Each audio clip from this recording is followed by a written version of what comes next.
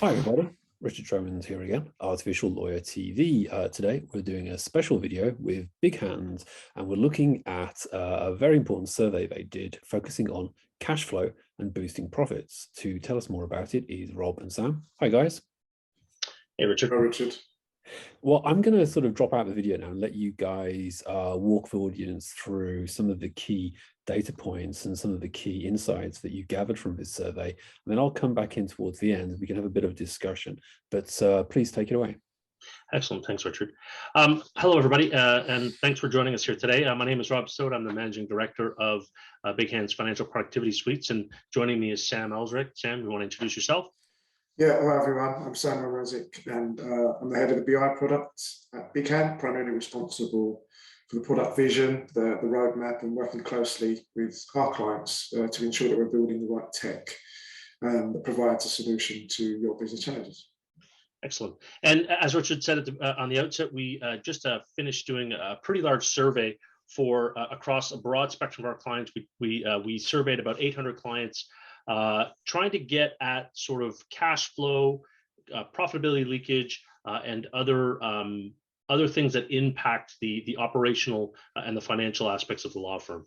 For those who don't know, BigHand has been in the legal industry for about 25 years now.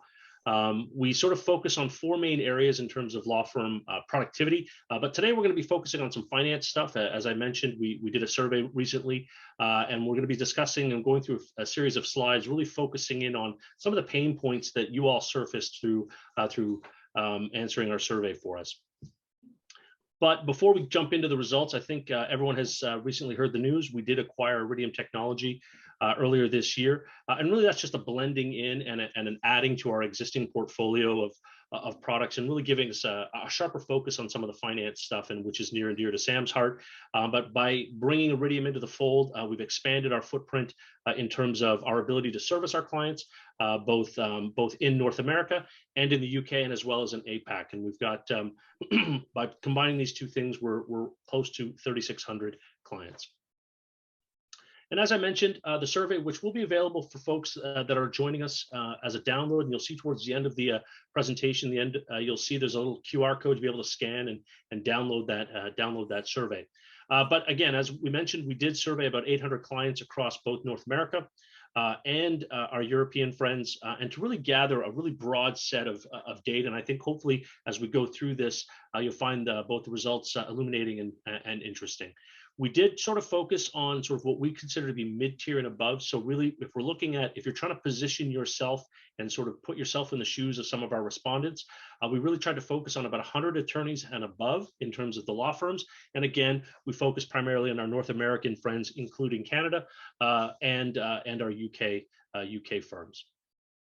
So, broad spectrum, we've busted up the survey into, as Richard alluded to, we busted up the survey into sort of big, broad categories. So first we'll talk about people, and then we'll talk about process, and then we'll talk about tech. So let's start with some of the results around people.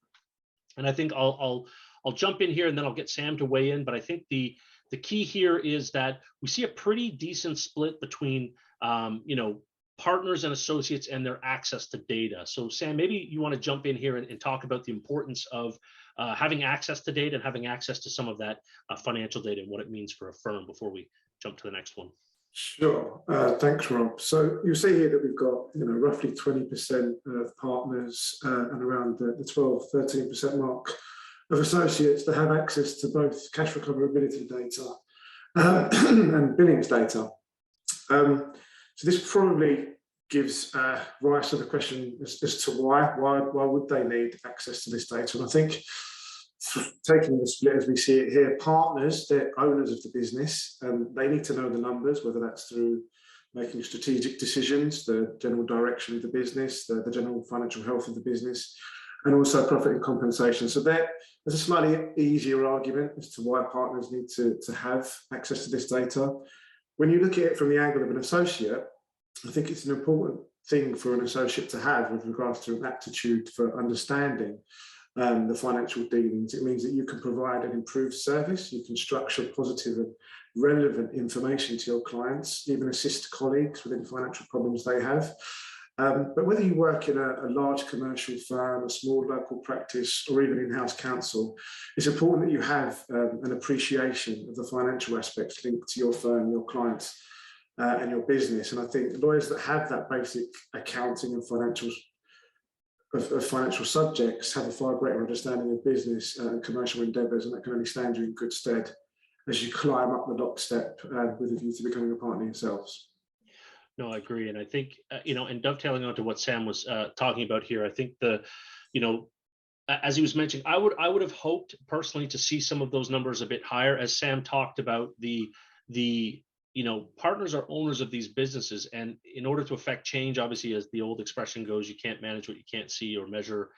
And really, as owners of the business, the partners want to be as informed as possible. We want them to sort of understand the cash position at a firm. At the end of the day, they're the ones that are really going to affect change, right? They're the ones that are dealing with the client on a day-to-day basis. They're the ones that are going to be the face of the firm when we're talking to our clients. And so we want to make sure that they have as much information as possible. And then when we talk about our associates, and Sam and I were talking about this earlier, when we talk about our associates, those are the next folks in line to become partners. And those are the folks that we want to make sure are starting to learn and starting to understand and starting to build a financial acumen and a business acumen, because they're eventually the ones as the firm grows and as the associates grow through their career path, they're the ones that will be partners and ultimately running, if you will, the firm.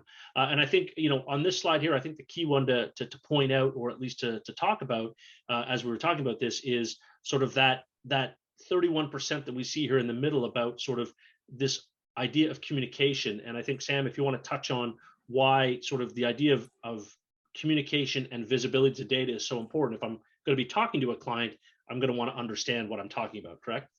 Sure, yeah, and coupled with that, you've got the people, so surrounding yourself with a good support network. It's important to hire specialists in this field. We talk about plans to improve financial control. You're talking about hiring potentially extra revenue controllers to hone in on the lockup or inventory, the improved client communication, perhaps treating matters in an LPM format. There's a lot of talk in the industry with regards to legal ops and making sure that you have the people in place to help support you throughout the legal process and making it more of a project managed piece. And of course, the big number here is 64%. You have, since the pandemic began, added a lot more people in the financial analyst space. So there's definitely a recognition that some challenges lie ahead. And you've certainly, as we've seen from the survey, supported that with actual people.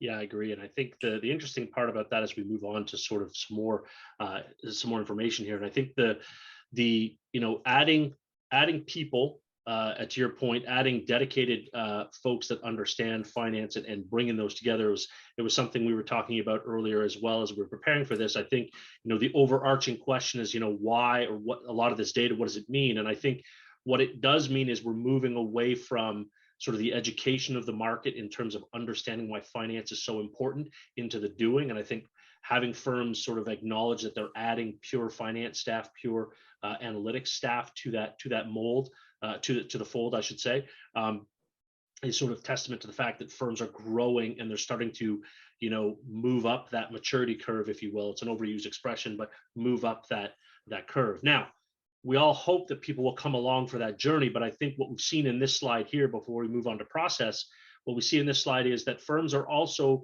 taking a look at how can we cajole, maybe push, maybe poke our partners into moving into that space. And I'm glad to see that a lot of the respondents here on both sides of the ocean have sort of decided or recognized that they're going to have to introduce some incentives. They're going to have to introduce maybe even some penalties around moving people in the right direction, specifically around write-offs and write-downs, which directly affect profitability. We want to make sure we're embracing the concepts of what write-downs do in terms of profitability. And sort of what we can do to boost that realization. And I think adding some process here and adding some guardrails for those partners to follow is extremely important. And I'm glad to see that roughly half the firms out there on both sides of both write-downs and cash flow have sort of put in some process in place to help get the partners there.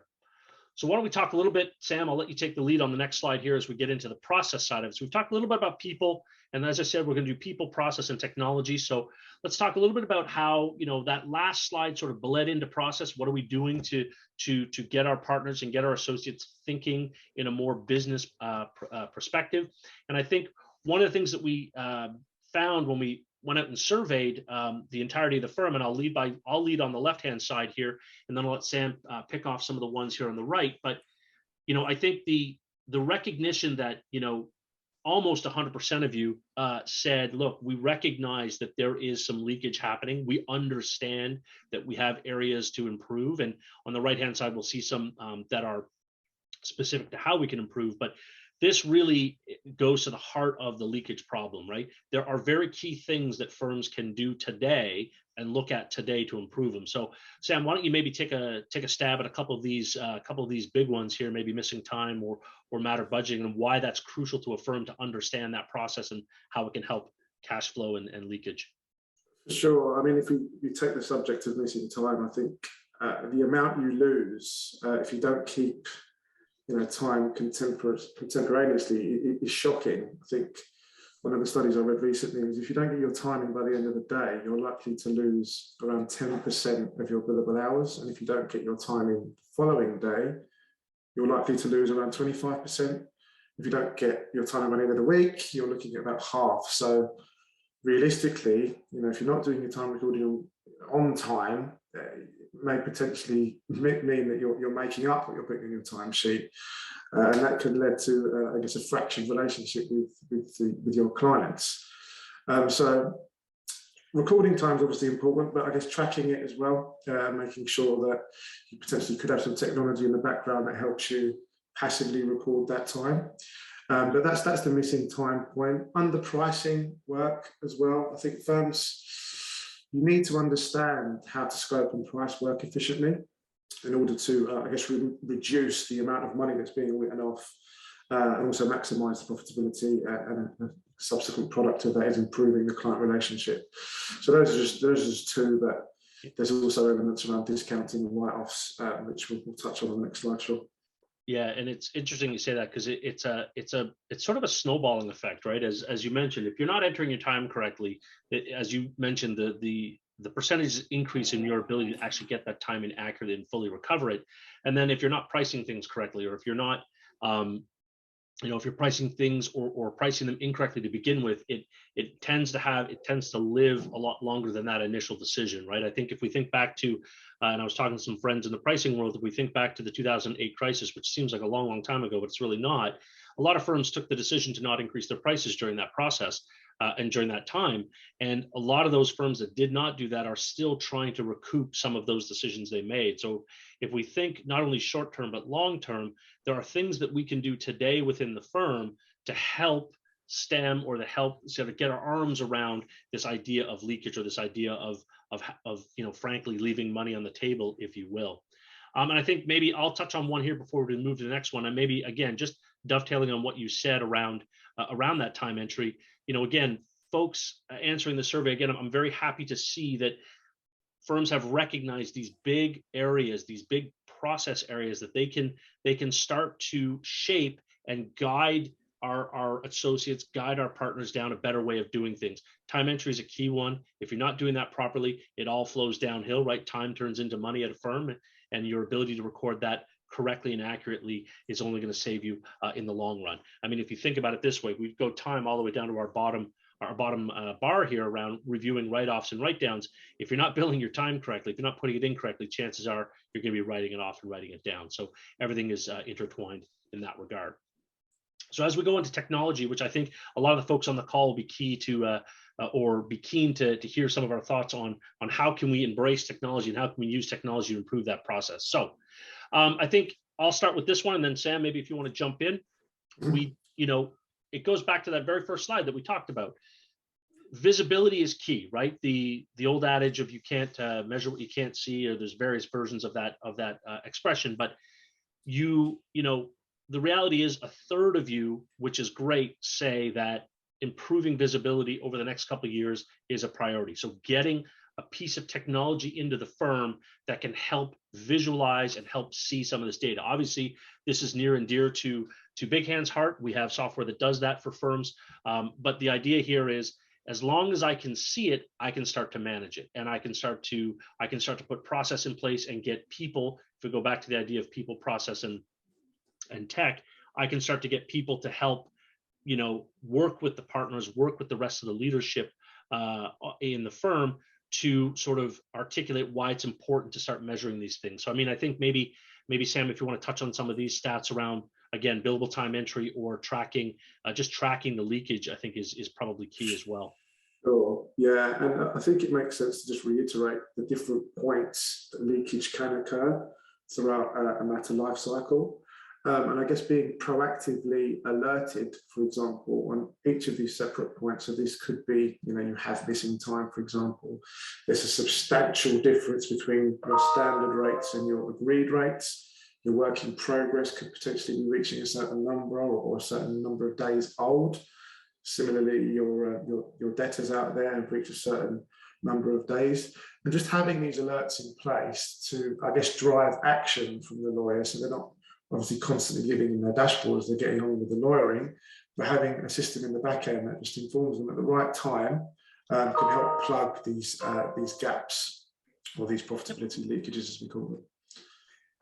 Yeah, and I think, you know, to your point, right? You know, again, these are big data points, they're broad data points, and if you start to look at specifically, you know, delays in billing, and, you know, the fact again that, you know, 2/3 of the firms surveyed recognize that there's areas of improvement here, and that technology plays a key part of that improvement over the next little while. And again, it goes back to what I think I said earlier, which is this idea we've moved away from, you know, educating the market and educating the you know, our firms about the importance of this, and we're moving into the doing part, right? Firms have recognized the need to make investments in technology in this aspect and really move the ball forward.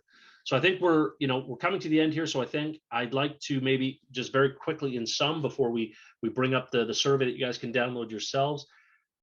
The reality of this last slide is really, if I were to sum it up in a sentence or two, is that technology is great. And it will solve and cure a lot of what ails you. But the reality is, unless you marry that with a proper process that everyone's bought into, and the people involved in that process understand why we're putting technology in to help the process, you know, those three, it's a three-headed dragon, if you will, or it's a triangle that all 3 points are equally important. And you really have to have buy-in from your management and from some of the most senior partners at the firm to understand that all three of these things working together will help eliminate, or at least tamp down, some of that leakage, which, as you can see from the survey, and as you can see from some of our results of that survey, are in very key areas, and very frankly, probably straightforward to fix if you have sort of the buy-in, the people, the process, and the tech to go with it. So with that, here is the survey, the sort of the grand finish, if you will. You can download the survey. Down on the left-hand side, you'll see a QR code. You can simply scan that with your phone, and that will drive you straight to the survey. You can download that and take a look at that at your leisure. But here are some of the key, if you're taking snapshots away, here are some of the key sort of results of that survey, and key sort of metrics to take away if you want to digest in a very digestible fashion.